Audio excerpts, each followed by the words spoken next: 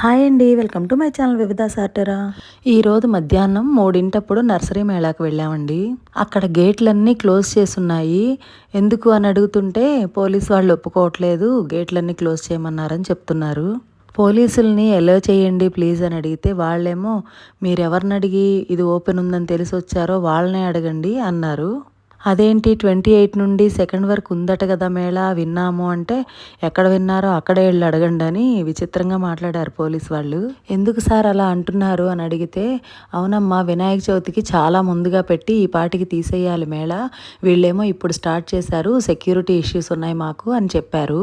రేపటికి క్లోజ్ చేయాలని చెప్పి అందరికీ ఆర్డర్ ఇస్తున్నామని చెప్తున్నారు. మరి రేపటి వరకు ఉంటుందో ఉండదో కూడా తెలియట్లేదు ఈ మేళా.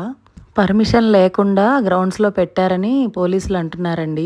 ఈ రోజు కొంతమందిని చూశానండి, కర్నూలు నుండి కూడా వచ్చారట. అందుకే దూరం నుంచి వచ్చేవాళ్ళు తెలుసుకొని రండి, లేదంటే ఇబ్బంది పడతారు.